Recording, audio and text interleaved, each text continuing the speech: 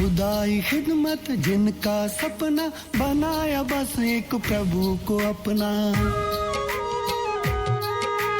खुदाई खिदमत जिनका सपना, बनाया बस एक प्रभु को अपना। बनाया बस एक प्रभु को अपना। शिव पिता परमात्मा की दुलारियां, श्वेत वस्त्रधारी ब्रह्मा कुमारियां, श्वेत वस्त्रधारी ब्रह्मा कुमारियां, महादानी ब्रह्मा कुमारियां, वरदानी ब्रह्मा कुमारियां। महादानी ब्रह्मा कुमारियां, वरदानी ब्रह्मा कुमारियां।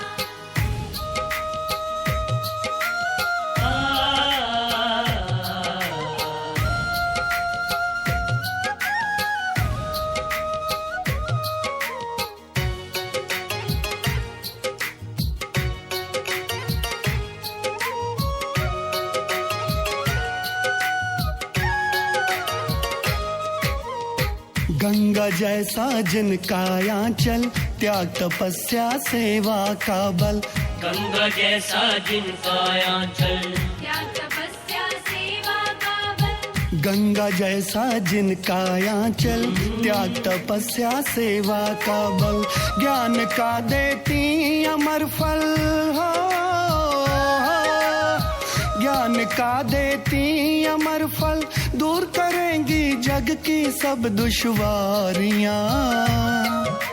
श्वेत वस्त्रधारी ब्रह्मा कुमारियां, श्वेत वस्त्रधारी ब्रह्मा कुमारियां, महादानी ब्रह्मा कुमारियां, वरदानी ब्रह्मा कुमारियां। महादानी ब्रह्मा कुमारियां, वरदानी ब्रह्मा कुमारियां।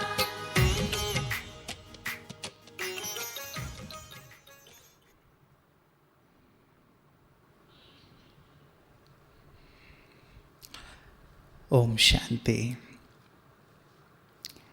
आप सभी का मधुबन पावन भूमि में अपने ही घर में प्यारे बाप दादा की ओर से, दादियों की ओर से और सभी मधुबन निवासियों की ओर से बहुत बहुत बहुत दिल से स्वागत है।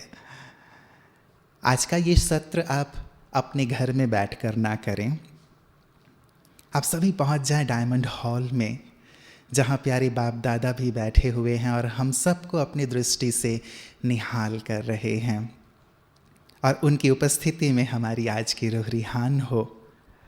वो इसलिए क्योंकि आज का ये विशेष जो सत्र है वो कुमारियों के लिए है। और जब कभी भी कुमारियों से बाप दादा का मिलन होता है तो बाबा का प्यार कितना उमड़ता है वो हम सब ने देखा है।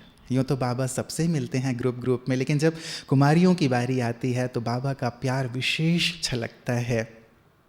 बाबा कहते भी हैं कि कुमारियाँ कमाल करने वाली हैं, कुमारियाँ विश्व का कल्याण करने वाली हैं। ये कुमारियाँ केवल कुमारियाँ नहीं हैं लेकिन सुकुमारियाँ हैं, ब्रह्मा कुमारियाँ हैं, वरदानी हैं, महादानी हैं, जगत का उद्धार करने वाली हैं। और इन कुमारियों को बाबा अपने दिल की डिब्बी में संभाल के रखते हैं ताकि किसी की भी नज़र ना पड़े।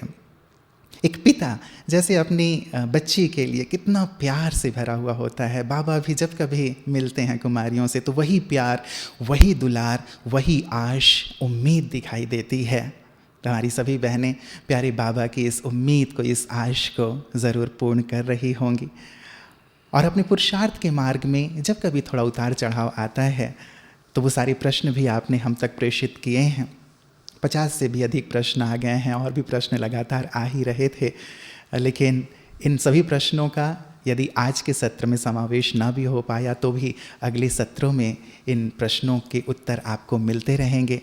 लेकिन बहुत ही सुंदर बात है कि हम अपने पुरुषार्थ को तीव्रता की ओर ले जाना चाहते हैं, संपन्नता और संपूर्णता की ओर ले जाना चाहते हैं, और मार्ग में जो भी बाधाएं आ रही हैं उन्हें हम दूर करना चाहते हैं। तो आदरणीय सूर्य भाई जी हमारे साथ हैं हमेशा की तरह, जो हमारे सभी प्रश्नों का समाधान करते हैं, जो हमें श्रेष्ठ पुरुषार्थ के लिए प्रेरित करते हैं और साथ ही साथ हम कैसे संपूर्ण बने उसके लिए एक सुंदर मार्गदर्शन प्रदान करते हैं। भ्राता जी की ओर चलूँ उससे पूर्ण मैं आदरणीय अंबिका दीदी जी का बहुत बहुत दिल से स्वागत भी करना चाहूँगा और शुक्रिया भी अदा करना चाहूँगा, जिन्होंने आज के इस सत्र को विशेष कुमारियों के लिए आयोजित किया है। दीदी 77 से समर्पित रूप से हज़ारों लाखों आत्माओं को प्रेरणा प्रदान कर रही हैं। तो चलिए भ्राता जी की ओर चलते हैं। भ्राता जी, दिल से आदरणीय दीदी की ओर से और सभी कुमारी बहनों की ओर से आपका बहुत बहुत स्वागत है और चाहेंगे प्रारंभ में कि उनके लिए आपके मन में जो प्रेरणा है, उद्गार हैं, वो व्यक्त करें, पश्चात उनके प्रश्नों की ओर आएंगे। पहले तो मैं दीदी जी को धन्यवाद दूं, क्योंकि जिनके मन में सभी के कल्याण की भावनाएं हैं वे महान हैं। पवित्र पुण्य आत्माएं जो कन्याएं हैं, जिन पर भगवान की नज़र है, जिन्हें वो बहुत प्यार करता है, जिनके मन में भी बाबा के लिए बहुत कुछ करने की उमंगें रहती हैं, ऐसी आप सभी कन्याओं का मैं भी सच्चे दिल से स्वागत करता हूँ। आपको अपना रिगार्ड भेज रहा हूँ। मेरे मन में बहनों के लिए बहुत रिगार्ड रहता है, क्योंकि जो कन्याएं संसार की इच्छाओं का त्याग करके एक तरफ हो गई, जिन्होंने पवित्र मार्ग अपना लिया हो, वे सचमुच पूजन योग्य हैं। क्योंकि कलयुग का हाल हम देख रहे हैं। कलयुग का प्रभाव, तमोगुण का प्रभाव, मनुष्य के विचार तमोगुणी, व्यवहार तमोगुणी, दृष्टि तमोगुणी। ऐसे में इस तमोगुण से स्वयं को बचा कर रखना, परमात्मा छत्र छाया में रखना, जिन्होंने ये सीख लिया उन्हें आगे बढ़ने से कोई नहीं रोक सकता। आप सभी बहनें वेल एजुकेटेड, हाईली एजुकेटेड, बहुत ज़्यादा डेडिकेटेड अपने कर्तव्यों के लिए, अपने परमपिता के लिए, उसकी आज्ञाओं पर चलने के लिए लालायित। ये बहुत बड़ी चीज़ें हैं। संसार में कौन कर रहा है ऐसा? सभी के मार्ग अलग अलग हैं। कलयुग के मार्ग पे चल के लोग धोखा खा रहे हैं, तनाव में रह रहे हैं। कईयों का तो जीवन ही खराब हो गया है। बुरे संग हैं, बुरा चलना उठना बैठना खाना पीना है। आप सभी उसका त्याग करके बाबा के पास आ गई, बाबा को पहचान लिया। बाबा माना स्वयं भगवान जो निराकार है, शिव बाबा, हम उसको ही बाबा कह रहे हैं। उसको पहचान लिया और बहुत अच्छा आगे बढ़ने का लक्ष्य बनाया हुआ है। मुझे बहुत खुशी हुई। मेरी भी इच्छा रहती थी, जैसे कुमारों से बीच बीच में मिलते रहते हैं, मैं सोचता था हमारी बहनें भी तो बहुत योग्य हैं, उनसे भी कभी इसी तरह मिलन हो। तो आज वो संकल्प पूर्ण हुआ है। आप सभी को इस प्रोग्राम की पहले से बधाई दे देता हूँ। अब हम क्वेश्चंस पर चलते हैं और मैं चाहूँगा उसी के माध्यम से जो कुछ हम आपको कहना चाहते हैं वो कहेंगे। दादा जी, पहला प्रश्न पुरुषार्थ से ही जुड़ा हुआ आया है कि हम यदि 108 की माला में आना चाहते हैं तो उसके लिए हमारा क्या पुरुषार्थ होना चाहिए? क्योंकि अभी हम अंत में आए हैं और बाबा ये कहते हैं कि last so fast so first तुम जा सकते हो। तो क्या हम 108 की माला में आ सकते हैं, नंबर 1 में आ सकते हैं, और उसका क्या पुरुषार्थ हो सकता है? वाह, पहला ही प्रश्न इतना सुंदर है, उमंग से भरा हुआ। पूछने वाले को बहुत बहुत धन्यवाद। जरूर जिसने प्रश्न किया है उसका मन इसी तरह की उमंगों से भरा हुआ होगा। जैसे लौकिक पढ़ाई में भी मनुष्य एक बहुत अच्छा टारगेट रखता है, हमें इस अलौकिक पढ़ाई में, इस स्पिरिचुअल पाथ पर एक बहुत ऊंचा लक्ष्य तो रखना ही है। और हमारा लक्ष्य विजय माला में आना है, 108 की माला में आना है। ये सभी फर्स्ट डिविजनर हैं जो 108 की माला में आते हैं। अष्टरत्न पास विद ऑनर होने वाले, और 100 जो रत्न हैं वो फर्स्ट डिवीज़न वाले हैं। फर्स्ट नंबर वाले ही इनको माना जाता है, बहुत होशियार स्टूडेंट माना जाता है। विजय माला जो भक्ति में पूजी जाती है, 108 की माला होती है, ऊपर एक फूल होता है। विजय माला ये उन आत्माओं की यादगार है जिन्होंने तब जब भगवान इस धरा पर आए थे उसकी आज्ञाओं पर चलकर, उससे राजयोग सीखकर, उससे शक्तियाँ लेकर माया को संपूर्ण रूप से जीत लिया। काम जीत बन गए, क्रोध जीत, सभी विकारों को जीत लिया, विजय हो गई। और जो विकारों को जीत लेता है वही संसार में सबसे अधिक शक्तिशाली होता है। पहले से ही मैं तो एक बात सुनता आता था, किसी ने कहा था, किसी चिंतक ने, कि किसी शक्तिशाली सेना को हराना सहज संभव हो भी सकता है, लेकिन ये अंदर के 5 शत्रुओं को हराना बहुत कठिन काम है। कईयों ने तो कह दिया इम्पॉसिबल है, लेकिन ईश्वरीय शक्ति से, शिव बाबा की शक्ति से हम इनको जीत लेते हैं। तो बाबा ने कहा है एक बहुत अच्छी बात, जो भगवान बोलता है वो परम सत्य होता है कि लास्ट वाले भी फास्ट जा सकते हैं। और एक बार बहुत गहरी बात कही थी कि इस विजय माला के कुछ दाने आखिरी अंत तक भी खाली रखे जाते हैं, यानी सीट खाली रहती है। कोई भी तेज पुरुषार्थ करके दौड़कर सीट पर बैठना चाहे तो बैठ सकता है। तो पहले तो मैं आपको ये श्योरिटी दे दूं, कुछ सीटें खाली हैं, कम से कम 3 तो हैं, 5 भी हो सकती हैं। ये सीटें खाली हैं क्योंकि मैं ऐसा देखता हूँ, बाबा ने तो कह ही दिया। मेरे संपर्क में भी बहुत अच्छे पुरुषार्थी होते हैं और मैं देखता हूँ जो अच्छे पुरुषार्थी होते हैं वो कहीं ना कहीं मेरे पास आते ज़रूर हैं।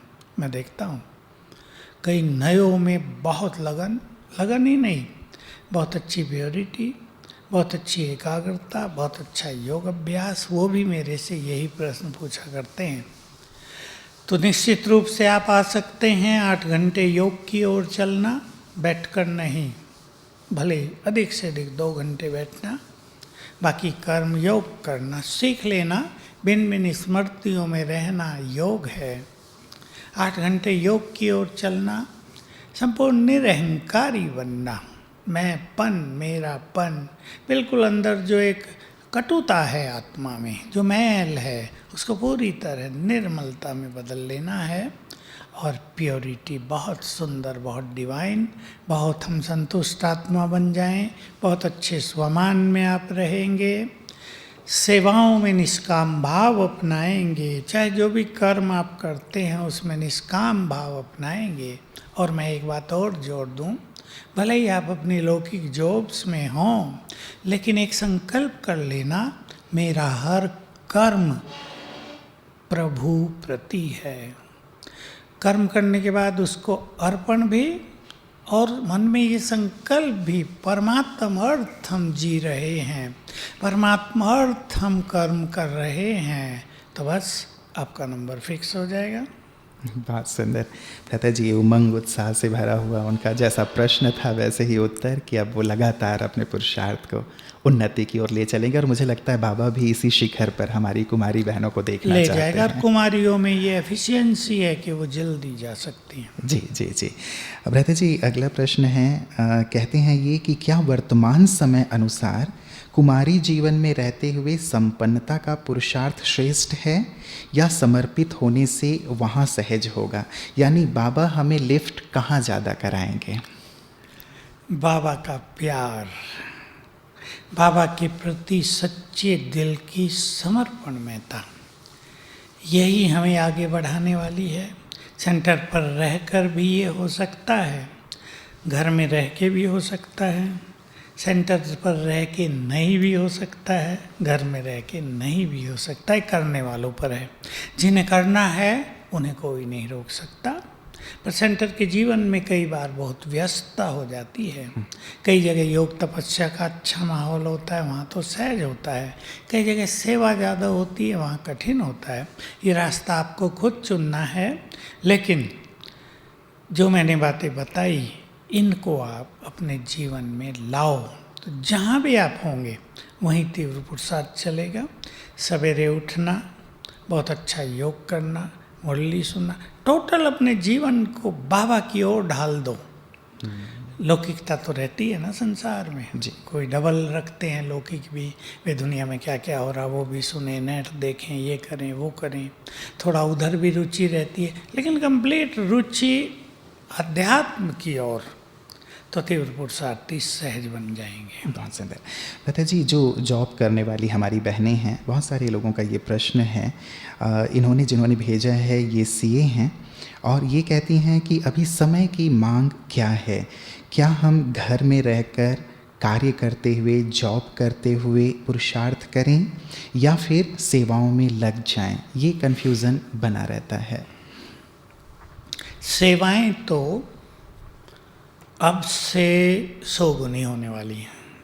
मैं सोच रहा था 10 गुनी कहूँ या 50 गुनी, पर मुझे लगा 100 गुनी होने वाली हैं। लेकिन इसमें 2025 तक हम पहुँचेंगे, दुगनी तो अभी हो जाएगी बहुत जल्दी। लेकिन चाहे हम सेवा करें, जॉब करें, घर में काम करें, काम तो मनुष्य को चाहिए। मैं एक बात रोज़ कह रहा हूँ आजकल, जो लोगों के अनुभव आ रहे हैं कि जिनको काम नहीं था ना लॉकडाउन में जी, उनकी बुद्धि डल जैसी हो गई, सोने को ही मन करता है। तो मनुष्य के ब्रेन में क्रिएटिव एनर्जी है, उसको यदि हम यूज़ नहीं करेंगे तो सब डल होगा।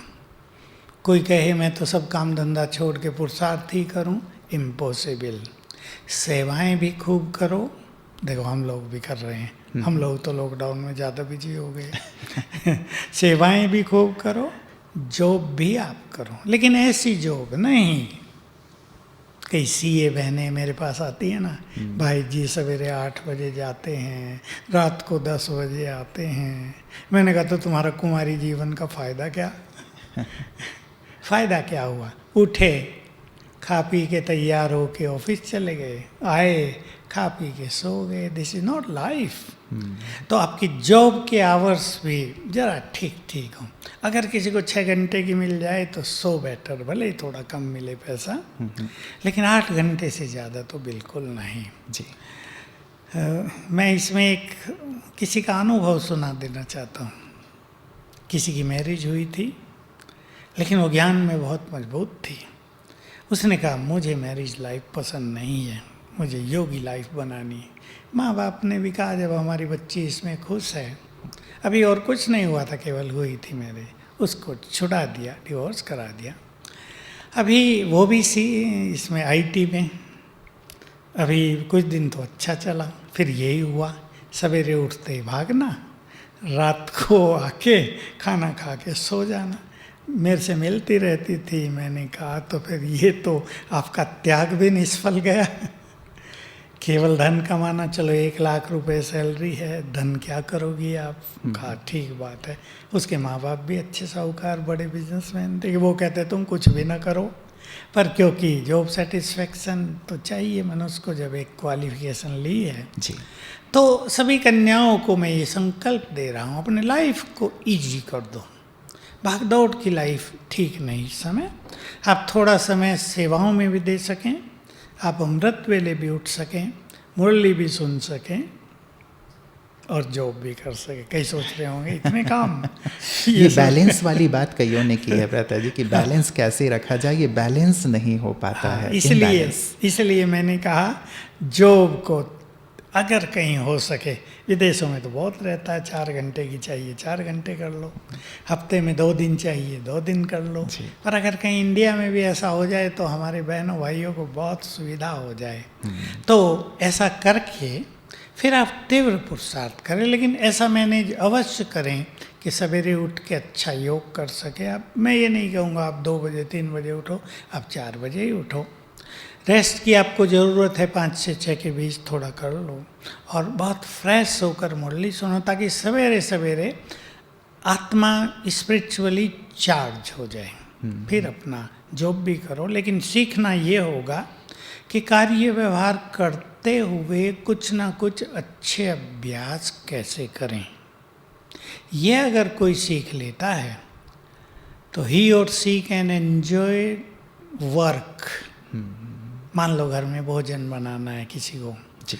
अब भोजन बनाने में ज़्यादा बुद्धि लगाने की ज़रूरत नहीं, ऐसा अपने को सेट कर दें कि बुद्धि भोजन से थोड़ी डिटैच भी रहे और अच्छे अच्छे अभ्यास हो जाएं, तो तब हम कर्म को एंजॉय करेंगे, अपनी जॉब को भी एंजॉय करें, कर्म को, अपने संबंधों को, सबको एंजॉय करें, बहुत हल्के रहें, तो कर्म भी करेंगे, जॉब भी करेंगे, बाबा की सेवा भी करेंगे और बहुत उन्नति भी करेंगे। खाली तो रहना नहीं है। जी जी जी।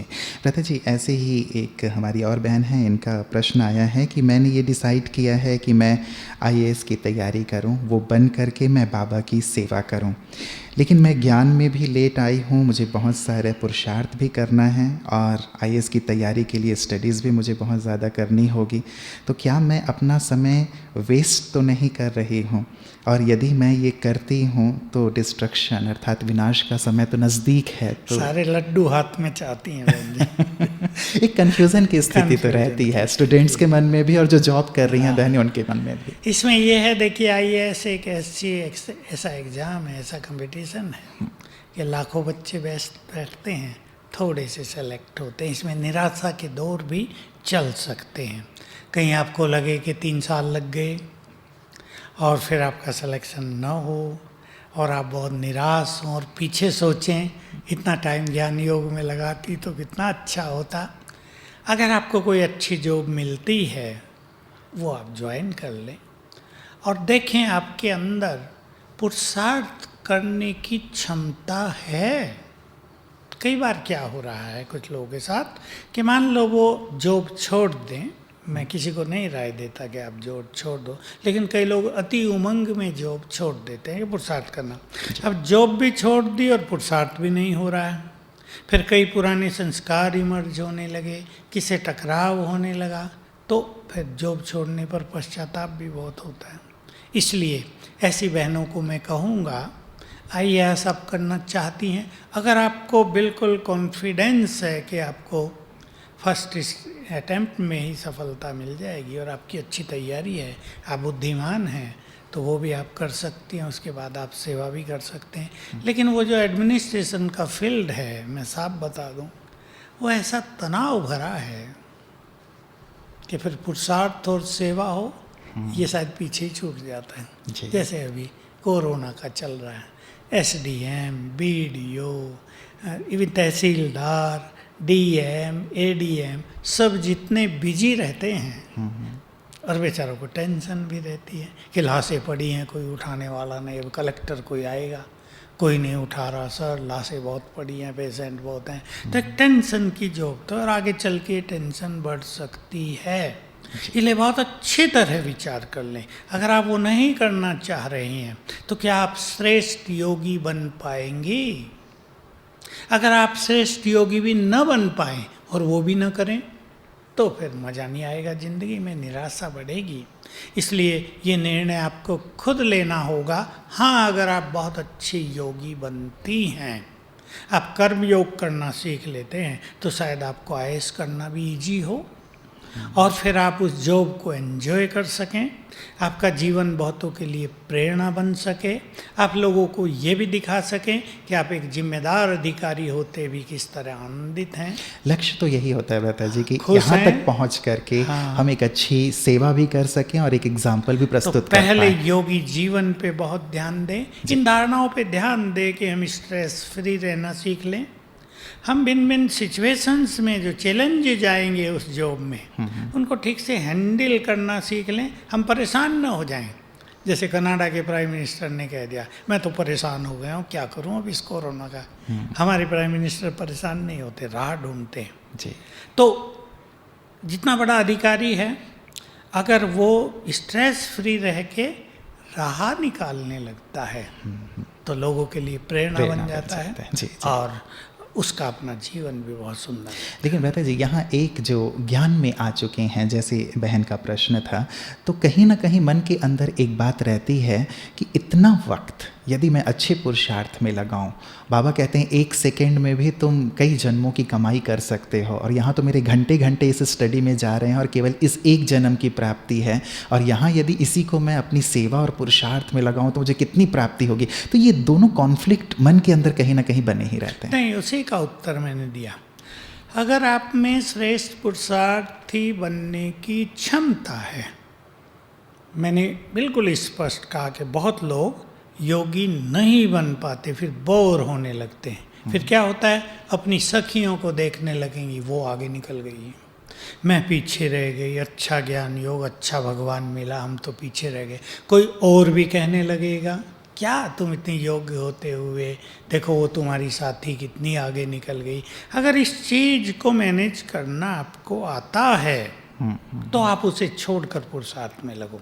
और उसे छोड़ने के बाद मैं एक बात और कहता हूँ, अपने साथी कुमारों को भी कहता हूँ, अगर आप स्पिरिचुअली अपने को फुल कर पाएं, एक त्याग किया है, नो डाउट समाज में आईएएस का सबसे ज़्यादा महत्व है, आईएएस आईपीएस, लेकिन अगर वो त्याग करते हैं आप, तो आपको स्पिरिचुअल फील्ड में सर्वश्रेष्ठ प्राप्तियां करनी होंगी, ताकि आपको ये लगे उससे ज़्यादा प्राप्तियां यहाँ हो गई तो आप छोड़ो, नहीं तो आप करें।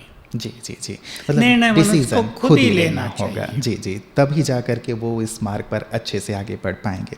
प्रथा जी, अगला प्रश्न है कि बिल्कुल अकेले घर में ज्ञान में चलने में बहुत मुश्किल होती है, कहीं से कोई सपोर्ट नहीं मिल पाता, कई बार परिस्थितियों का सामना करते करते लगता है कि इससे तो अच्छा है कि सब छोड़ दो, तो क्या करें? ऐसी सोच आनी सही है? देखिए, भगवान को छोड़ देना ये सोच तो सही नहीं है। 5000 साल के बाद भगवान का मिलन हुआ। अगर शंकराचार्यों को पता लग जाए, अभी तो हमारी बात सुन के वो मजाक करेंगे, इन्हें मिला है भगवान, हमें तो मिला नहीं, जिन्होंने घर छोड़ा है, संन्यास लिया है, जो हिमालय की गुफाओं में भूखे प्यासे बैठे, उन्हें तो भगवान नहीं मिला, इन्हें मिला है अच्छे कपड़े पहनने वालों को। शायद हमारी मजाक करें, लेकिन ये सच है कि परमात्म प्राप्ति हुई है। तो ये आपको नशा हो जाए, स्वमान में आप स्थित हो जाओ, कौन मिला है। अगर आप उधर मगन हो जाएंगे तो परिवार पे प्रभाव बहुत अच्छा पड़ेगा, क्योंकि परिवार वालों की अपनी जिम्मेदारियां होती हैं, उनका कुछ सोच होता है, वो संसार को देखते हैं, कन्याएं कैसी राह भटक रही हैं।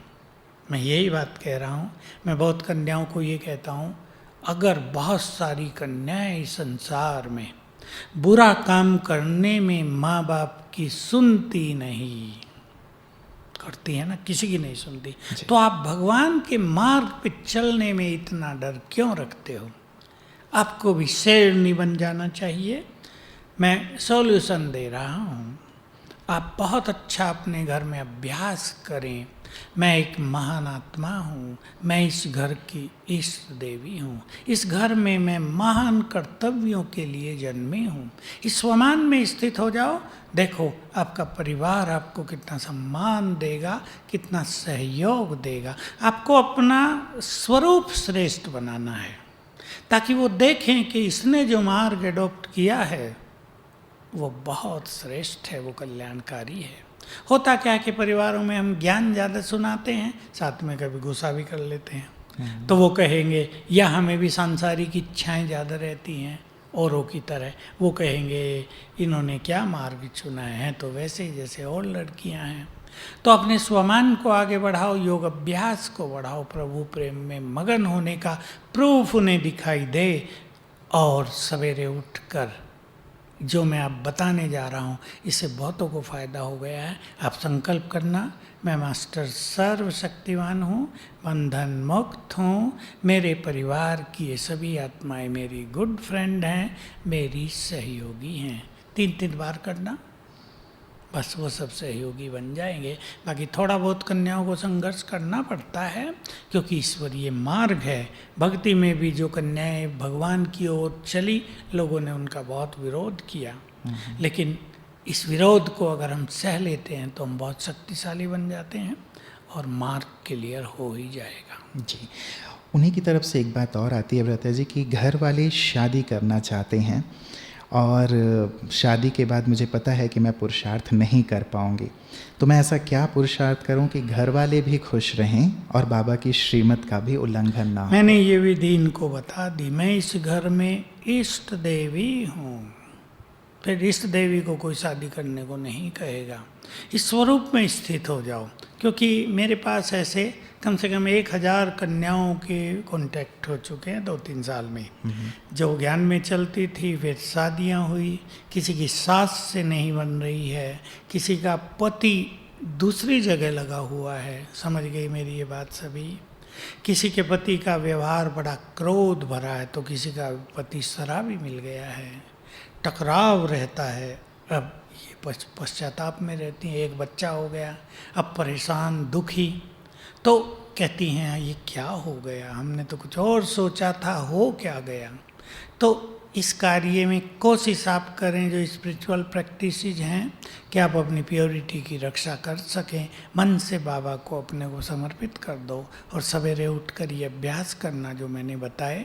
हमें पूर्ण विश्वास है, जो आज तक के अनुभव हैं, कि माँ बाप साथी बन जाएंगे। बिल्कुल, और ऐसा हो तो बहुत सुंदर है भ्राता जी, उनका मार्ग बहुत सरल और सहज हो जाता है। बिल्कुल, कईयों में ये नहीं होता कि वो, जैसे अगला प्रश्न ही है कि समर्पित भी हो पाएँ, ऐसा भी नहीं हो पाता उनके जीवन में, और घर में रह कर के ही वो नियम धारणाओं में रहना चाहते हैं, तो यदि सहयोग मिल जाता है तो उनके लिए बहुत सहज हाँ, होगा। और इसमें एक सूक्ष्म बात यह है जी, कि हमारे मन में यदि दुविधा नहीं है, प्योरिटी का मार्ग अपनाएं या उधर जाएं। देखो, कन्याओं के मन में कई दुर्बलताएं होती हैं। अकेले कैसे रहेंगे, कल घर में भाभी आ जाएंगी, वो तो हमें रहने नहीं देंगी, जीने नहीं देंगी, क्या होगा, इससे तो हम शादियां कर लें। इन सब का भी मार्ग निकल सकता है, लेकिन श्रेष्ठ स्थिति होने पर। हो सकता है आपके घर में भाभी आए और आपकी स्थिति को देखकर वो आपकी हो जाए, ये भी तो हुआ है बहुत जगह। वो आपकी पूरी सहयोगी, आपको इतना प्यार करे कि बात मत पूछो, आप भूल जाओ कि ननद और भाभी का रिश्ता है, एक हो जाएं, ये भी होता है। जी जी, मतलब हमारी स्थिति श्रेष्ठ होनी चाहिए। अगला प्रश्न है भ्राता जी, ये कहते हैं कि क्या एक कुमारी के लिए ज़रूरी है कि वो समर्पित होकर ही सेवाएं करें? क्या अपने परिवार के बीच रहकर सेवाएं नहीं की जा सकती, भाग्य नहीं बनाया जा सकता? नहीं, सब किया जा सकता है। कुछ बहनें समर्पित हो जाती हैं, ये वो आत्माएं हैं जिन्होंने भक्ति में भगवान को कहा है, जब आप इस धरा पर आओगे तो हम आप पर अर्पित होंगे। तो वो रह नहीं सकते बिना अर्पित हुए, वो उनका वायदा है भगवान से। अब भगवान भी खींचने लगता है उन्हें, और उनकी अंतरात्मा भी उन्हें बार बार कहेगी समर्पित हो जाओ। बाकी घर में रह के भी सेवा की जा सकती है, बहुत कन्याएं कर रही हैं। जॉब में रह के भी सेवा की जा सकती है, लेकिन जॉब के लिए बस यही है कि बाहर गंदा कलयुगी माहौल है। अगर आप अपने को प्रोटेक्ट करना जानती हैं, अपने को बहुत पावरफुल बना लेती हैं, तो उसमें भी कोई दिक्कत नहीं है। जी, कई कुमारियों का ये प्रश्न है भ्राता जी कि शादी न करने पर मदर फादर बहुत बुरा कहते हैं, समाज भी बहुत बुरा कहता है, अपमानित करता है। जहाँ हम जॉब करते हैं वहाँ पे भी लोग टॉन्ट करते हैं, तो ऐसी स्थिति को कैसे हैंडल किया जाए? हाँ, देखिए, ये सब होता है क्योंकि उनके पास ज्ञान नहीं है, उन्हें पवित्रता का महत्व तो नहीं पता है। मुझे याद है जब प्रधानमंत्री, अपने मोदी जी प्रधानमंत्री बने, तो कई लोग उल्टे सुलटे कमेंट्स करते थे, अरे ये अपनी पत्नी को नहीं संभाल सका, ये बच्चे नहीं पैदा कर सका, ये इसमें क्या है। मैं सोचता था, देखो, इन लोगों को ये पता ही नहीं कि प्योरिटी भारत की शान है, प्योरिटी एक मनुष्य की शक्ति है, प्योरिटी एक मनुष्य की पर्सनैलिटी और ब्यूटी है, ये इन्हें पता नहीं है। ऐसे जिनको पता नहीं है वो तो कहेंगे, लेकिन जो मैंने इसका उत्तर दिया उसको सभी बहनें समझ लें। अगर आप देवी बन जाएं तो सारा संसार आपको मान देगा। आपको ये बाबा का महावाक्य नहीं भूलना है, जो बच्चे स्वमान में रहते हैं, सम्मान उनके पीछे परछाई की तरह आता है। ऐसी बहुत सारी कन्याएं हैं जिनकी स्थिति बहुत श्रेष्ठ रही है, परिवार को वो ज्ञान में ले आई, कहना नहीं पड़ा, और ज्ञान में नहीं भी चले तो लड़की को छुट्टी दी। और कई तो कन्याएं मुझे बताती हैं, हमारे माँ बाप ने कहा तुम हमारे घर में देवी हो, हमारे घर की शान हो, हम तुम्हें नहीं कहेंगे शादी करो, तुम्हारी जैसी इच्छा हो वैसे रहो। ये अपनी स्थिति पे डिपेंड करता है। जी, और ये सबसे सुंदर स्थिति है। सबसे इससे अच्छा और क्या हो सकता है? बहुत सुंदर। इसे जैसे जो मतलब परिवार वाले भी स्वीकार करें और समाज भी इसमें स्वीकार और करे। भी आगे बात होती जी। है, उनके समाज वाले माँ बाप के अगर उनको कुछ कहते हैं, तुम अपने लड़की की शादी नहीं करा रहे, पैसा नहीं है क्या, कोई कमी है क्या, बहुत दुनिया वाले तो बहुत कुछ बोलते हैं, तो वो उत्तर दे देते हैं बहुत अच्छा, जी, तुम्हारे घर में उसकी शादी हुई, क्या हुआ है, आजकल तो लफड़े इतने हैं शादियों में, बात मत पूछो, हमारे घर में ये देवी है, जी। जब इसकी इच्छा होगी कर देंगे, वो उस पर छोड़ देते हैं। जी जी जी। तो बहुत अच्छा उत्तर रहता है। ये बहुत सुंदर स्थिति है भ्राता जी, और मुझे लगता है कि हमारी सभी बहनें इस श्रेष्ठ स्थिति की जो बात भ्राता जी कह रहे हैं उसकी ओर ज़रूर बढ़ेंगे। अगला प्रश्न भ्राता जी है कि मैं और मेरे पेरेंट्स ज्ञान में हैं पर भाई भाभी नहीं हैं, और मुझे पता है कि वे भविष्य में पेरेंट्स का ध्यान भी नहीं रखेंगे, तो क्या मुझे पेरेंट्स के पास रहकर ही पुरुषार्थ करना चाहिए ताकि उनकी देखभाल भी हो जाए, या मैं समर्पित हो जाऊँ? नहीं, अगर इनके पेरेंट्स इनके सहयोगी हैं तो इनका ये परम कर्तव्य है कि पेरेंट्स को भी समय दें और थोड़ा थोड़ा सेवाओं में भी लगें। लेकिन अगर भाई भाभी पेरेंट्स का ध्यान नहीं देंगे, जैसा आजकल प्राय होता है, तो ये इनका परम कर्तव्य है। मन से शिव बाबा को अपना जीवन समर्पित कर दो, और देखिए ये कर्म की सूक्ष्म गति है। वो माँ बाप की सेवा करे, वो ऐसा समझ ले ये भी परमात्म सेवा है, अर्पित कर दे बाबा को, बस फिर उसका वो सारी जो सेवाएं हैं यज्ञ सेवा में गिनती हो जाएंगी। जी जी जी। खान पान की बात कई बार आती है भ्राता जी कि ये कहते हैं कि जब भी मैं बाहर जाती हूँ मुझे शुद्ध भोजन की बहुत समस्या होती है, ऐसे में क्या मैं बाहर का हल्का भोजन जो बिना लहसुन प्याज का होता है वो ले सकती हूँ, क्योंकि बाहर निकलकर भोजन बनाना संभव नहीं हो पाता? बिल्कुल, ये ऐसा किया जा सकता है। आप सात्विक भोजन लें और उसको दृष्टि देकर 7 बार संकल्प करें, मैं परम पवित्र आत्मा हूँ, बस फिर भोजन स्वीकार करें। क्योंकि कईयों के काम ऐसे होते हैं वो भोजन नहीं बना सकते हैं, तो इससे इजी हो जाएगा। जी। अगला प्रश्न है भ्राता जी, ये कहते हैं कि आज दुनिया बहुत मॉडर्न हो गई है और हम छोटी उम्र की हैं, तो बाहर जब जाते हैं हमारे साथी तो उनके साथ हम खाना पीना नहीं करते या उनके साथ पिक्चर देखने नहीं जाते, आदि आदि जो भी बाहर होता है, तो जो फ्रेंड्स हैं वो हमें अंडर एस्टिमेट करते हैं और ऐसे में कई बार हम लो फील करते हैं, तो ऐसे में क्या किया जाए? है, ये बात है, लेकिन अगर आप अपने अच्छे स्वमान में रहेंगी तो वो आपको फॉलो करेंगी, वो आपको अप्रिशिएट करेंगी कि इसका जीवन देखो। आपके चेहरे पर खुशी और संतोष झलकना चाहिए, आपके चेहरे पर रूहानियत झलकनी चाहिए, तो फिर आपको ये इन्फीरियरिटी कॉम्प्लेक्स भी फील नहीं होगा। बाकी आप अपने में ले आती हैं ये, मैं जो समझता हूँ ना, मान लो सब खाना खा रहे हैं और ये नहीं खा रही, तो ये अपने में फील करने लगती है कि ये मुझे क्या सोचेंगे, देखा मेरा कैसा जीवन। कोई किसी के लिए कुछ नहीं सोचता है, वो एंजॉय कर रहे होते हैं। वो अपना ही एंजॉय करते हैं, बल्कि अप्रिशिएट करेंगे कि देखो इनका जीवन कितना त्याग भरा है, इसलिए इनके जीवन में शांति है, इनके जीवन में संतोष है। तो अपने स्वमान को बढ़ाना है, बस सुपीरियरिटी कॉम्प्लेक्स देता है हमें स्वमान, लेकिन वो इतनी सुपीरियरिटी नहीं कि हमें ईगो आ जाए, लेकिन स्वमान हमें इन तरह की फीलिंग से मुक्त कर देता है। बिल्कुल, हम उनके लिए प्रेरणा स्रोत बन जाएंगे। बिल्कुल, और इसको ज़्यादा सोचो नहीं, उन्हें थोड़ा ही भगवान मिला, भगवान तो आपको मिला है।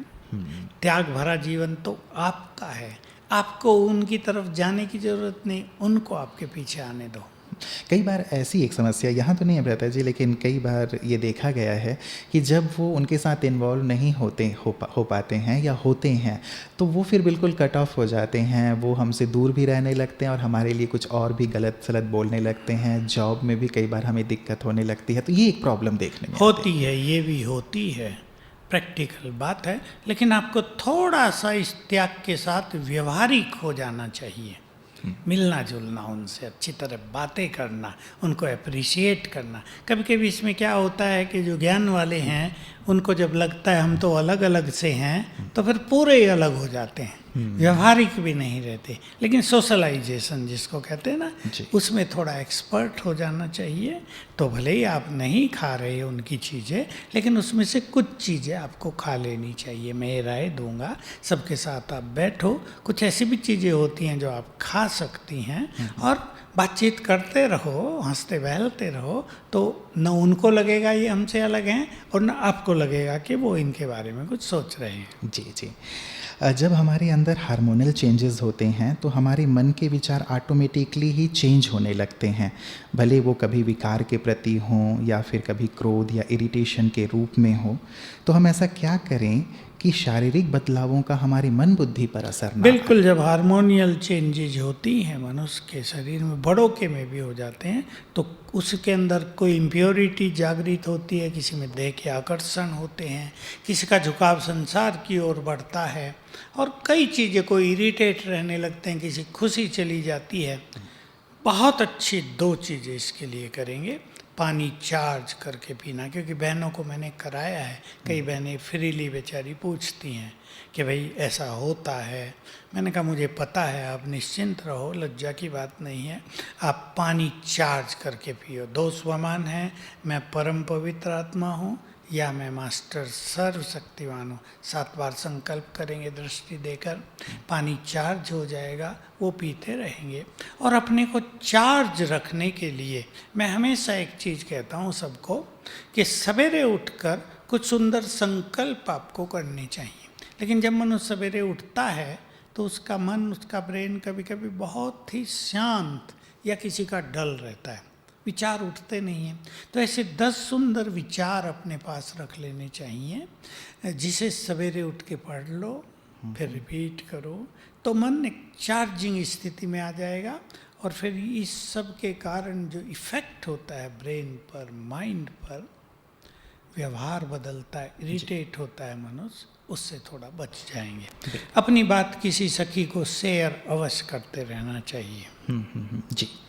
और बाबा सखा है, उनसे भी तो शेयर किया जा सकता है। अगर बाबा से करना सीख लें, उसे गुड फ्रेंड बन जाए या बना लें, या आपने अच्छी बात कही जी। तो वो वैसे ही ठीक कर देता है।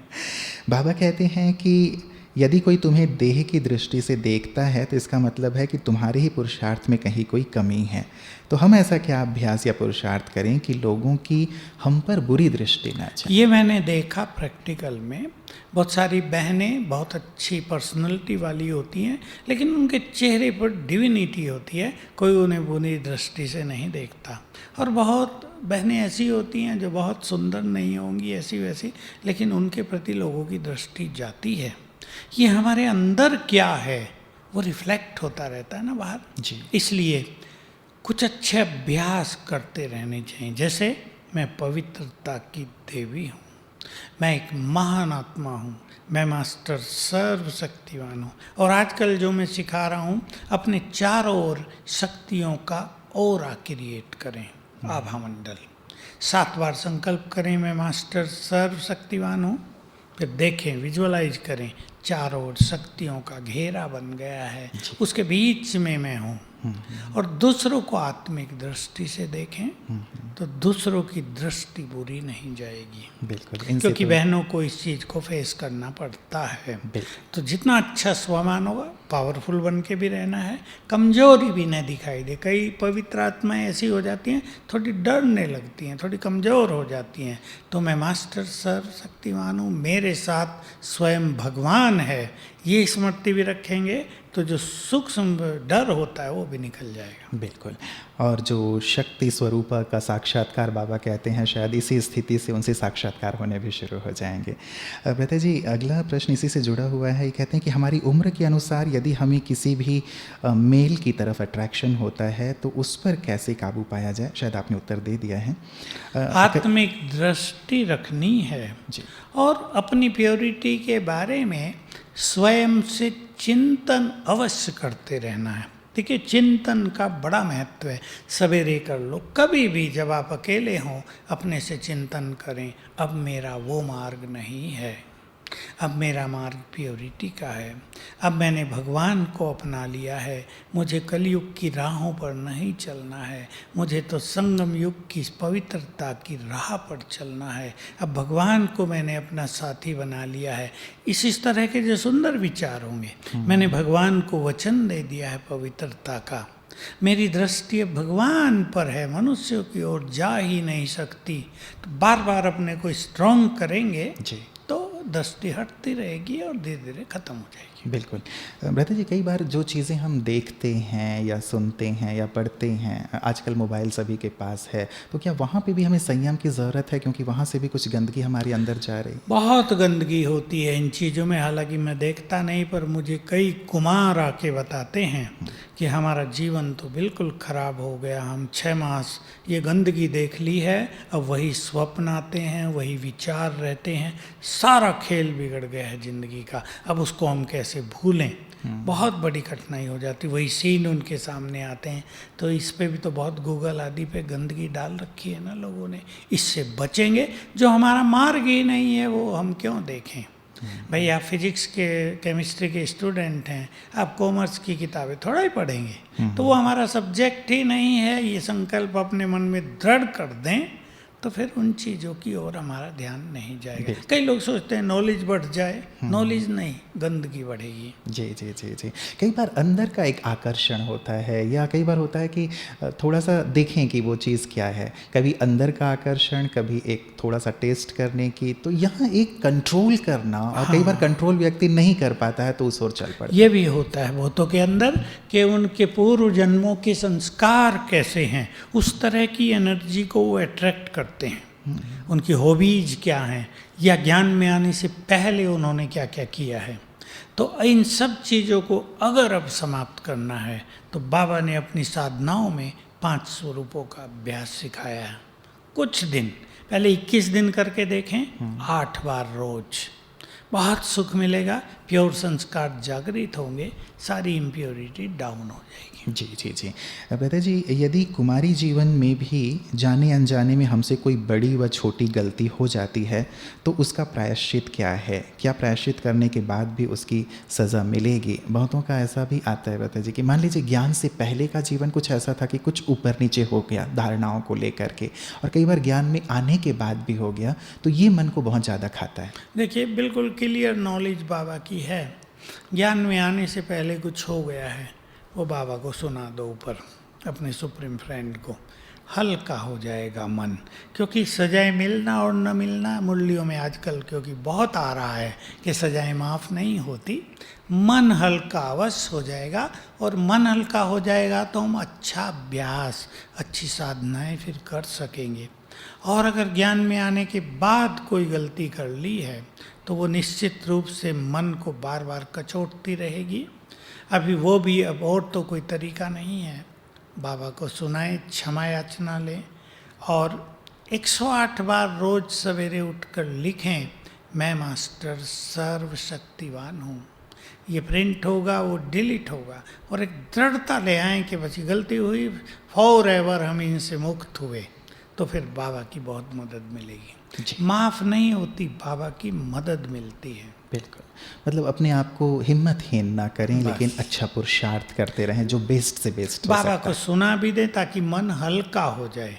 फिर हम जब कोई चीज़ बाबा को सुना देते हैं तो बाबा का अटेंशन हमारी ओर जाता है, तो वो हमें अपनी शक्तियाँ देता रहेगा, फिर आगे बढ़ना इजी हो जाएगा। बाबा को सुनाना, कई बार बाबा कहते हैं कि लेटर आप लिख करके दे दो, तो वो क्या लेटर निमित्त आत्माओं को दिया जाए या बाबा को ही हम सीधे सुना दें तो बाबा तक देखिए, पहुंच जाता बाबा है? को ही सीधे सुना दें, क्योंकि आजकल एक दूसरे का किसी पे विश्वास नहीं है और इसमें बहुत गड़बड़ भी हो रही है। इसलिए लेटर लिखो बाबा के नाम, बाबा को दिखा दो, सुना दो, बाबा के रूम में बैठ के सुना दो पढ़ के, दैट्स ऑल, समाप्त हुआ। जी जी, मतलब मियाँ बीबी ही भी रहें, बीच में काजी की ज़रूरत नहीं है। मियाँ बीवी राजी तो क्या करेगा मुल्ला और काजी, ख़त्म हुआ खेल। कई बार मैं बहुत अकेलापन महसूस करती हूँ, मैं ऐसा क्या करूं कि बाबा मेरे इस अकेलेपन को दूर करें। इनका मेल थोड़ा लंबा था भ्राता जी। ये कहती हैं कि कई बार इच्छा होती है कि भाई हम किसी के कंधे पे सिर रखें, किसी को हक करें या किसी के गोद में सिर रखें, मतलब स्थूल नहीं, लेकिन फिर भी एक इच्छा रहती है अंदर। तो बाबा क्या ऐसी मतलब हमारी अकेलेपन को दूर कर सकते हैं? ऐसा एहसास कैसे किया जाए? बिल्कुल बाबा कर सकते हैं, क्योंकि अगर फिजिकली आप किसी के साथ करते हैं तो ये इम्प्योरिटी में बदल जाता है। और ये जो लोनली फीलिंग होती है या थोड़ा डिप्रेशन फील होता है, बिल्कुल अलोन लगता है अपने को, ये सटिल इम्प्योरिटी का ही प्रभाव होता है। विशेषकर जब सो के उठते हैं, कईयों को दिन में सो जाएं तो सो के उठते बिल्कुल उदास मन होगा, ये सटिल इम्प्योरिटी है। इसके लिए मुरलियों का अध्ययन करना, बहुत अच्छा योग करना, बाबा से बातें करते रहना, और यही जो कुछ वो करना चाहती हैं ये सूक्ष्म वतन में जाके बाप दादा के साथ करने लगें तो अनुभव कुछ ही दिनों में 10 गुने होने लगेंगे और वो जो इच्छाएं हैं समाप्त हो जाएंगी। जी, मैं पिछले 9 साल से ज्ञान में हूँ। अब मेरा योग में मन नहीं लगता है। कई बार पुरानी दुनिया में वापस जाने की इच्छा होती है, तो मैं कंफ्यूज्ड हूँ कि कैसे मैं अपने आप को संभालूँ, ठीक करूँ। ये इच्छा कई बार बहुत ही बलवती हो जाती है। उत्तर मैं बिल्कुल क्लियर देना चाहता हूँ बिना छुपाए। अंदर में इम्प्योरिटी बहुत बढ़ रही है, इसलिए योग नहीं लग रहा है। फिर से अपनी प्योरिटी को रिवाइज करो, बाबा के सामने बैठो, उससे बातचीत करो, अपने स्वमान को बढ़ाओ। योग नहीं लगता तो कुछ दिन योग छोड़ के 5 स्वरूपों का अभ्यास करें, आप मुरलियों का अध्ययन करें, लिखें इम्पोर्टेंट पॉइंट, थोड़ा चिंतन करके लिखें। स्वमान से 5 स्वरूपों से और ज्ञान के बल से योग लगने लगेगा और ये इम्प्योरिटी खत्म हो जाएगी। फिर जो दुविधा रहती है, क्योंकि अब समय ऐसा आ गया है, अब अगर कोई चूक गया तो पश्चाताप के अलावा कुछ हाथ नहीं लगेगा, क्योंकि समय तेजी से बिगड़ेगा, युग तेजी से बदलेगा। हर साल हम नए नए सीन देखेंगे। जी जी, लेकिन आप एक बात जैसे कहते हैं भ्राता जी कि वो जो अंदर के संस्कार हैं, बाहर भी इम्प्योरिटी और अंदर भी, वो उछल जब खाती है तो शायद वो कंट्रोल नहीं हो पाता। और ये जो योग का अभ्यास आप बता रहे हैं, कई बार वो भी करने से मन स्थिर नहीं होता है। आपने बिल्कुल ठीक कहा। ये इम्प्योरिटी ऐसी ज़बरदस्त चीज़ है जो बांध को जैसे तोड़ने जैसी स्थिति में ला देती है मनुष्य को। अभी इसमें उस व्यक्ति के पास्ट के इम्प्योर संस्कार, उनके माँ बाप के इम्प्योर संस्कार सब काउंट होते हैं, सब अफेक्ट करते हैं। इसमें तो पानी चार्ज करके पीने से बहुत बल मिलेगा। एक नियम बना दे, 7 दिन आप कर लें, तुरंत पानी को दृष्टि देकर 7 बार संकल्प करें, मैं परम पवित्र आत्मा हूँ, और अच्छी क्लासेस सुन लें, ताकि वो जो फोर्स है निगेटिविटी का और बाहर का जो इफेक्ट आया हुआ, उससे आप बच सकें। अच्छी क्लासेज अपने पास रखें, उन्हें सुन लें, पानी चार्ज करके पिएं, और जो भी थोड़ा बहुत अभ्यास, चिंतन इसमें ज़्यादा मदद करेगा। मेरा ये मार्ग नहीं है, भले ही आपके अंदर युद्ध होगा, आप युद्ध करें, लेकिन युद्ध में विजयी हो जाएं तो खुशी में रहें कि विजय हो गई। युद्ध करते करते विजयी हो गए तो युद्ध का कोई महत्व नहीं, विजय का महत्व हो जाएगा और बाबा की ताकत मिलने लगी। बिल्कुल बिल्कुल, हमारी शुभ भावना सभी के लिए है कि वो विजयी होकर के ही बाहर बिल्कुल आए। आजकल समय ऐसा है, ये क्वेश्चन जिसने पूछा है, मैं उनके डेयर को धन्यवाद करूँगा, क्योंकि ये समस्या बढ़ती जा रही है। और अपने अंदर के भी संस्कार फोर्स करते हैं इम्प्योरिटी का, और वातावरण में तो अति गंदगी है। बाबा कहते हैं काम की तो अग्नि जली हुई है, अट्रैक्शन बहुत हैं दुनिया के। इसमें बहुत साहस से बाबा को साथ लेकर मास्टर सर्वशक्तिवान का अभ्यास करते हुए जिएंगे तो निश्चित रूप से विजयी हो जाएंगे। जी जी जी, हमारी सभी बहनें शेफनियाँ हैं भ्राता जी, वो जीत करके ही बाहर आएंगी। अगला प्रश्न है, ये कहती हैं कि क्या बाबा का बनने के बाद अच्छा पहनना, खाना व अच्छे सामान यूज़ करना व घूमना ईश्वरीय मर्यादाओं के प्रतिकूल है? प्रतिकूल तो कुछ नहीं है, फिर अनुकूल भी नहीं है, क्योंकि अगर आप ये करते हैं तो बाहर जाएंगे तो बाहर की हवा तो लग जाएगी। फिर वही प्रश्न होगा जो पहला प्रश्न था कि ये होता है, ये होता है। एक बहुत सारी चीज़ें इकट्ठी आप रखेंगी, जहाँ संग्रह वृत्ति बहुत होती है तो मन की एकाग्रता वीक पड़ जाती है। बहुत सुंदर सुंदर पहनेंगी तो दूसरों की दृष्टि आप पर जाएगी, फिर वही प्रश्न आएगा, दूसरों की दृष्टि हम पे जाती है। इसलिए योगिनी बन जाओ, त्यागी और तपस्विनी बन जाओ, सारा संसार आपकी रूहानियत की ओर आकर्षित होगा। कपड़ों की ओर आकर्षित क्या करना है। जी, मुझे बचपन से ही ना माता पिता का प्यार मिला और ना ही अच्छी परवरिश, जिसके कारण मैं डिप्रेस्ड होकर कई गलत काम मुझसे हो गए। ज्ञान में आने के बाद भी मैं उनको माफ़ नहीं कर पा रही हूँ। मैं ऐसा क्या पुरुषार्थ करूँ ताकि पिछली सब बातों को भुला सकूँ। देखिए, ये गलतियाँ बहुतों से हुई हैं, इनको भी मैं धन्यवाद दूंगा कि इन्होंने प्रश्न करने का साहस किया है। पर ये गलती बहुत लोगों से हो रही है, कई कुमारों से भी हो रही है, कन्याओं से भी हो रही। प्यार नहीं मिलता तो किसी के भी प्यार में अटक जाते हैं, क्योंकि प्यार की एक प्यास बनी रहती है अंदर में, कोई उन्हें प्यार करे। लेकिन कलयुग में सच्चा प्यार कहीं नहीं है, सब जगह प्यार में धोखा है। प्रश्न ओपनली पूछा है तो उत्तर भी ओपनली है। जो आपको प्यार कर रहा है वो दो चार को और कर रहा है। जब आपको पता चलेगा तो आपका हाल बहुत बिगड़ जाएगा। जो कुछ भी हो गया है, पास्ट इज पास्ट। अब तपस्या में लग जाओ, अपने को योगिन बना दो और स्टडी करो ज्ञान की बहुत अच्छी। जो मैं पुरुषार्थ के तरीके बताए हैं, यही तरीके हैं, कोई लंबे चौड़े नहीं। मुरलियों में रोज़ अच्छी अच्छी साधनाओं की बातें आती रहती हैं। बहुत बड़ी साधनाएं भी नहीं हैं, सिंपल सिंपल हैं। केवल हमें प्रैक्टिस करनी है तो पास्ट डिलीट हो जाएगा और पवित्रता की चमक से, परमात्मा प्यार से आप आत्मसंतोष से भरपूर हो जाएंगे। फिर किसी और के प्यार पाने की आपको इच्छा नहीं रहेगी। मैं सीए हूँ, पर मेरा ना ही जॉब में मन लग रहा है और ना ही योग में। मुझे समझ में नहीं आ रहा है कि अपने जीवन में क्या डिसीज़न लूँ। ज्ञान मार्ग में बहुत आगे जाना चाहती हूँ, पर प्रोग्रेस भी नहीं हो रही है। सीए हैं जी। सीए वालों को काम ज़्यादा करना पड़ता है ना, इसलिए सारी जो ब्रेन की एनर्जी है वो उस जॉब में ख़त्म हो जाती है। और मैं एक बात बहुत बार कह रहा हूँ सबको कि योग अभ्यास के लिए भी ब्रेन को बहुत एनर्जेटिक, बहुत एफिशिएंट होना ही चाहिए। इसलिए योग में मज़ा नहीं आ रहा है, और योग में मन नहीं लगता तो फिर मन दुविधा पे आ ही जाता है, इधर जाऊं या उधर जाऊं। लेकिन उधर जाने में भी बहुत सुख नहीं है। मैं तो हजारों केस देख चुका हूँ, उधर जाकर भी लोग पछता रहे हैं। आप इतना करो कि अपनी जॉब को ऐसे सेट करो, ऐसा मैनेज करो कि सवेरे आप उठ सकें, खुली हवा में चले जाना, छत हो तो छत पे जाना, अच्छा चिंतन करना, बाबा से दो बातें करना, और दिन के लिए भी कुछ प्लान बना लेना अच्छे पुरुषार्थ का। कुछ दिन ये करने से मन स्पिरिचुअलिटी से भरपूर हो जाएगा और ये समस्या ख़त्म हो जाएगी। जी, मेरी सोच ये है कि हर लड़की को आज के टाइम में फाइनेंशियली भी इंडिपेंडेंट होना चाहिए, पर बाबा जो नौकरी की टोकरी न उठाने की बात कहते हैं कुमारियों को, तो क्या मेरी सोच बाबा की श्रीमत के अगेंस्ट है? अब भगवान क्या कहता है और मनुष्य क्या सोचता है, क्योंकि पैसा ऐसी चीज़ है जिससे मनुष्य अपने को भरपूर और इंडिपेंडेंट महसूस करता ही है। उनका विचार भी ठीक है, लेकिन भगवान तो कहता है जब मैं आया हूँ तुम्हें बड़ी से बड़ी जॉब दे रहा हूँ और खजाने तो इतने दे रहा हूँ कि ये सब खजाने तो बहुत छोटे लगते हैं। हमारी कितनी बहनें अच्छी अच्छी जॉब छोड़कर या अच्छी अच्छी क्वालिफिकेशन लेकर सेवाओं में लग गई, धन की उन्हें कोई कमी नहीं हो रही है। मैं एक जगह में बताया ही करता हूँ, एक दो बार मैं एक शायद पूना का सेंटर था, वहाँ गया जी।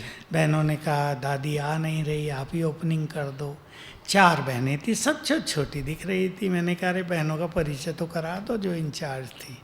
परिचय होने लगा, एक ने बीटेक किया, एक ने एमटेक किया, एक ने एमबीए किया, उनमें भी एक सीए थी। अरे मैंने कहा आप इतने पढ़े लिखे समर्पित हो गए। मैंने ऐसे ही कहा जॉब क्यों नहीं करती हो, इतनी अच्छी क्वालिफिकेशन तुम्हारे पास, यहाँ रह के क्या करोगी। मुस्कुराने लगी कि जॉब करके छोड़ के आ गए हैं। यही जीवन है, this is the real life. Delightful life. जी। तो देखिए उन्हें कोई कमी नहीं है, सुंदर मकान बना लिया है बहनों ने। जी। और जब हम सेवा करते हैं तो बाबा हमें कोई कमी रहने नहीं देता है। बात कई बार धन की नहीं लगती, मुझे लगता है भ्राता जी। आज भी जितने प्रश्न हमारे पास आए हैं, हमारी बहुत सारी बहनें सीए हैं, डॉक्टर्स हैं, इंजीनियर्स हैं, एमबीए किया हुआ है, अच्छी अच्छी जॉब में हैं।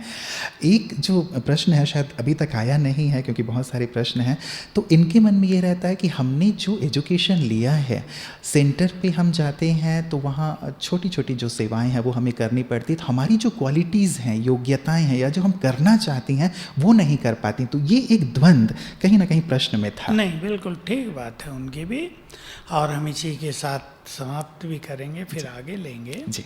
ये बिल्कुल ठीक बात है। जॉब सेटिस्फैक्शन किसी भी मनुष्य के जीवन की संतुष्टता के लिए परम आवश्यक होता है। अभी किसी ने एमबीए किया और उसे बेचारे को छोटा मोटा काम दे दिया जाए तो उसके मन में तो डिप्रेशन जैसा होगा ही। जी। ये सत्य है, लेकिन हम लक्ष्य बनाएं। ठीक है, मैं ये नहीं कहता आप जॉब ना करो, आप जॉब करते रहो, लेकिन जीवन में ज्ञान का, योग का और थोड़ा थोड़ा सेवाओं को भी जगह दो। ये नहीं फिर जॉब में सारा टाइम निकलने लगे या जॉब के इफ़ेक्ट में टाइम निकलने लगे। वहाँ भी तो समस्याएं होंगी ना, वहाँ भी तो कुछ उल्टा सुल्टा होगा। कभी आपसे गलती हो जाएगी काम में, कभी आपको डांट भी सहनी पड़ेगी।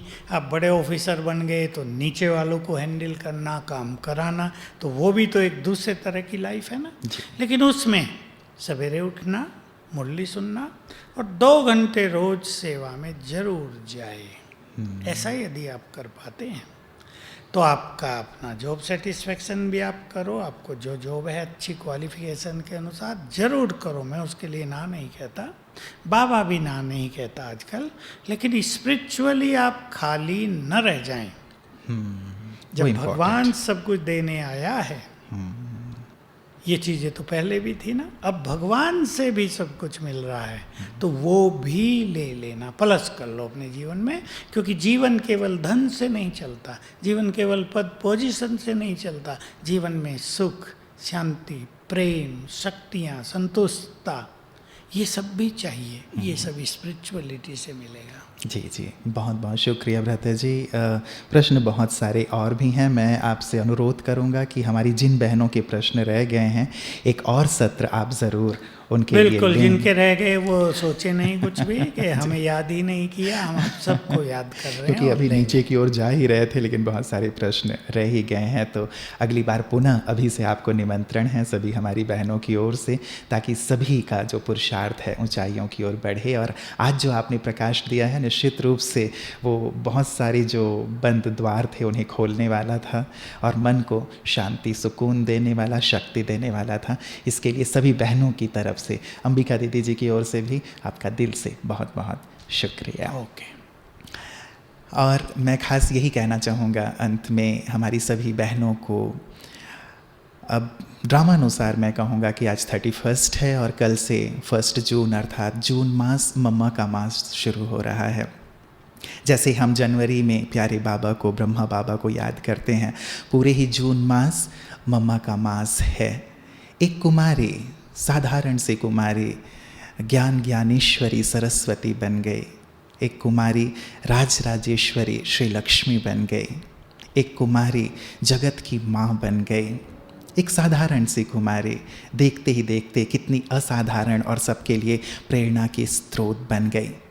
और वो कुमारी कोई और नहीं, हमारी अपनी माँ है। और कहा भी जाता है कि जैसी माँ होती है वैसी ही बेटी होती है। बेटा बाप पे जाता है लेकिन बेटियां माँ पे जाती हैं।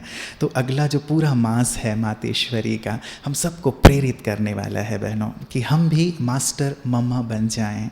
जैसे हमारी एक माँ सारे संसार को कितना कुछ अब तक दे रही है, हम सब यदि मास्टर मम्मा बन जाएं, अपनी इन छोटी मोटी बातें, सचमुच बहुत छोटी छोटी सी हैं, इन उलझनों को किनारे रख के, जैसे भ्राता जी ने कहा, श्रेष्ठ स्थिति बना लें, श्रेष्ठ पुरुषार्थ कर लें, तो सचमुच बाबा को भी हम पे कितना नाज होगा, ब्राह्मण परिवार को हम पे कितना नाज होगा। और यही समय की सचमुच मांग है, आवश्यकता है। इस पर गहराई से चिंतन कीजिएगा, श्रेष्ठ पुरुषार्थ कीजिएगा। आपके बचे हुए प्रश्नों के साथ पुनः हम उपस्थित होंगे। ओम शांति। चलें 1 मिनट प्यारे बाप दादा की याद में हम सभी बैठेंगे और पश्चात संपन्न करेंगे।